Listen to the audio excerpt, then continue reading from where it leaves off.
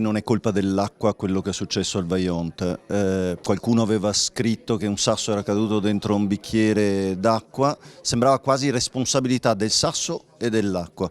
In realtà la responsabilità della vicenda del Vajont, ormai è ricostruito in maniera molto precisa, è causata dall'uomo che non ha saputo prevedere i rischi della costruzione della diga più alta del mondo lungo un terreno che era interessato da un'antica frana preistorica. Sapevano tutto, hanno fatto degli esperimenti, hanno fatto delle verifiche, ma non hanno avvisato la popolazione del rischio che stavano correndo, e quindi la responsabilità è dell'uomo, non certo della natura matrigna, non certo dell'acqua, che rimane uno dei fattori di vita che andiamo a cercare in tutto l'universo.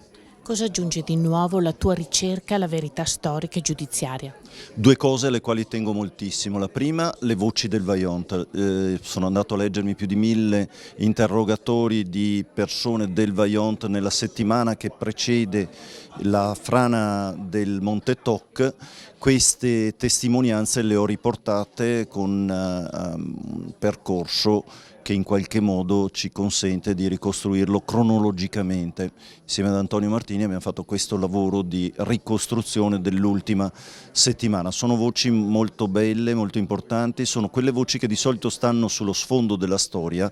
Io ho cercato invece di renderle protagoniste, perché i veri protagonisti di questa vicenda sono quel popolo del Vajont e quelle 1910 persone che hanno perso la vita in quei 4 minuti che hanno cambiato per sempre e definitivamente la storia di Longarone, Erto e Casso.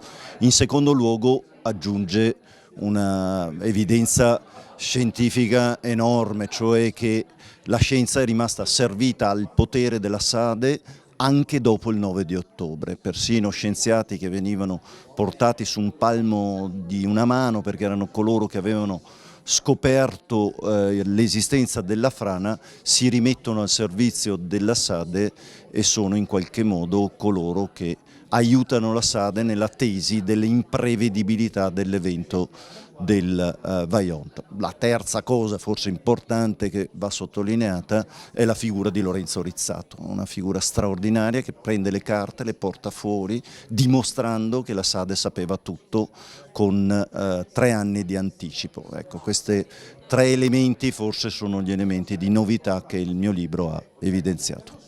In una battuta, la lezione del Vajont? È una lezione per sempre. L'UNESCO la considera la strage più importante avvenuta dell'umanità causata dall'uomo.